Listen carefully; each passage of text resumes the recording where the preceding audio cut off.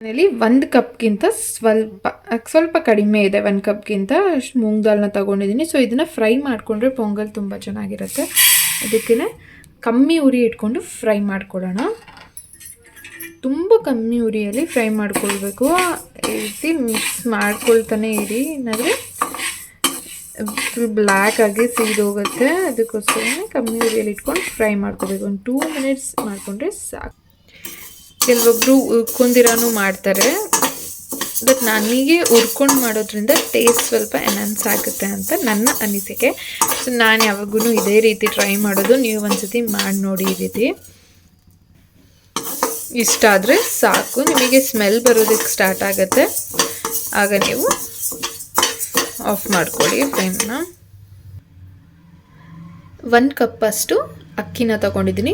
ನಾನಿಲ್ಲಿ ಸೊಸೈಟಿ ಅಕ್ಕಿನ ಬಳಸ್ತಿದ್ದೀನಿ. ನೀವು ಬೇಕಾದರೆ ಬಾಸ್ಮತಿ ಅಕ್ಕಿ ಆಗಿರಲಿ ಅಥವಾ ನೀವು ಯೂಸ್ ಮಾಡುವಂತಹ ಅಕ್ಕಿನ ಕೂಡ ಹಾಕ್ಕೊಳ್ಬೋದು. ಸೊ ಇದನ್ನು ಚೆನ್ನಾಗಿ ವಾಶ್ ಮಾಡ್ಕೊಳ್ಬೇಕೀಗ. ನಾನಿಲ್ಲಿ ಮೂಂಗ್ ದಾಲ್ನ ಕೂಡ ಸೇರಿಸ್ಕೊಂಡಿದ್ದೀನಿ. ಚೆನ್ನಾಗಿ ಇದನ್ನು ವಾಶ್ ಮಾಡ್ಕೊಳ್ಬೇಕು. ಸ್ವಲ್ಪ ತಣ್ಣಗಾದ್ಮೇಲೆ ವಾಶ್ ಮಾಡ್ಕೊಳ್ಳಿ. ತುಂಬ ಬಿಸಿ ಇದ್ದಾಗ ಕೈ ಹಾಕೋಕ್ಕೆ ಹೋಗ್ಬೇಡಿ. ಸೊ ಇದನ್ನು ಒಂದು 2 to 3 ಟೈಮ್ಸ್ ವಾಶ್ ಮಾಡ್ಕೊಳ್ತೀನಿ ನನಗೆ.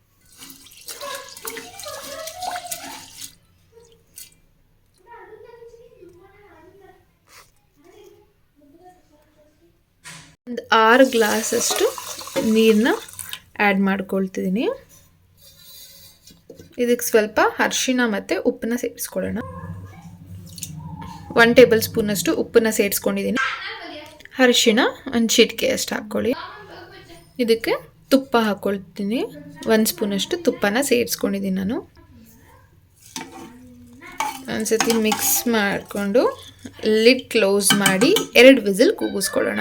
ಚಟ್ನಿ ಮಾಡ್ಕೊಳ್ಳೋಕ್ಕೆ ಏನೆಲ್ಲ ತೊಗೊಂಡಿದ್ದೀನಿ ಅಂತ ತೋರಿಸ್ತಿದ್ದೀನಿ.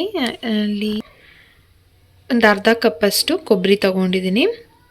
1 ಇಂಚ್ ಅಥವಾ 2 ಇಂಚಷ್ಟು ಶುಂಠಿ, 2 ಸ್ಪೂನಷ್ಟು ಪುಟಾಣಿ ಕಡಲೆಪಪ್ಪು, ಒಂದು ಸ್ವಲ್ಪ ಕೊತ್ತಂಬರಿ ತೊಗೊಂಡಿದ್ದೀನಿ. ನೆಕ್ಸ್ಟ್ ಇಲ್ಲಿ ಹಸಿಮೆಣ್ಸಿನ್ಕಾಯಿ 4. ಇದನ್ನೆಲ್ಲ ಹಾಕ್ಕೊಂಡು ರುಬ್ಕೊಳ್ಳೋಣ. ರುಚಿಗೆ ತಕ್ಕಷ್ಟು ಉಪ್ಪನ್ನು ಆ್ಯಡ್ ಮಾಡ್ಕೊಳ್ತಿದ್ದೀನಿ. ಒಂದು ಸ್ವಲ್ಪ ನೀರನ್ನು ಸೇರಿಸಿ ಇದನ್ನು ರುಬ್ಕೊಂಡು ತೋರಿಸ್ತೀನಿ ನಿಮಗೆ. ಚಟ್ನಿ ರೆಡಿಯಾಗಿದೆ. ಸೊ ಇದಕ್ಕೆ ಒಗ್ಗರಣೆ ಹಾಕ್ಕೊಳ್ಳೋಣ. ಈಗ ಒಗ್ಗರಣೆ ಹಾಕ್ಕೊಳ್ಳೋಣ ಪೊಂಗಲ್ಗೆ. ಸೊ ಇದಕ್ಕೆ ಏನೆಲ್ಲ ಹಾಕ್ತೀನಿ ಅಂತ ಹೇಳ್ತಾ ಹೋಗ್ತೀನಿ. ಮೊದಲಿಗೆ ನಾನಿಲ್ಲಿ ಒಂದು 4 to 5 ಟೇಬಲ್ ಸ್ಪೂನಷ್ಟು ಆಯಿಲ್ನ ಹಾಕ್ಕೊಳ್ತಿದ್ದೀನಿ. ನೆಕ್ಸ್ಟ್ ಇದಕ್ಕೆ ಪೆಪ್ಪರ್ನ ಹಾಕ್ಕೊಂಡಿದ್ದೀನಿ. 1 ಟೇಬಲ್ ಸ್ಪೂನಷ್ಟು ಪೆಪ್ಪರ್ನ ನಾನಿಲ್ಲಿ ಆ್ಯಡ್ ಮಾಡ್ಕೊಂಡಿದ್ದೀನಿ. ಮತ್ತು 1 ಟೇಬಲ್ ಸ್ಪೂನಷ್ಟು ಜೀರಿಗೆನ ತಗೊಂಡಿದ್ದೀನಿ.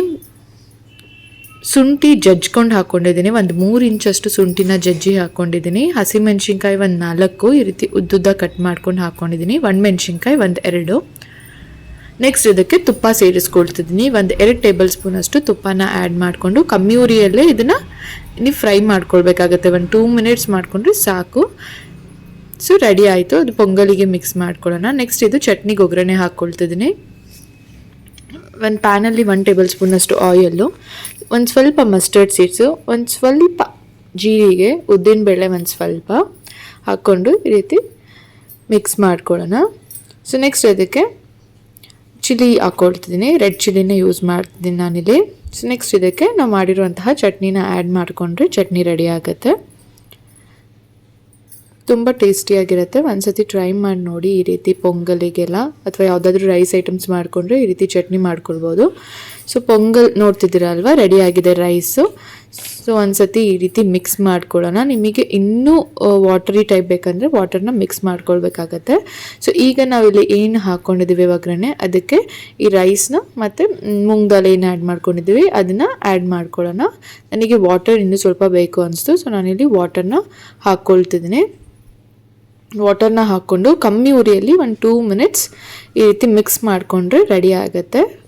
ಪೊಂಗಲ್ ರೆಡಿ ಆಗಿದೆ. ಒಂದ್ಸತಿ ಟ್ರೈ ಮಾಡಿ ಹೇಗಿದೆ ಅಂತ ಕಮೆಂಟ್ ಸೆಕ್ಷನಲ್ಲಿ ತಿಳಿಸಿ.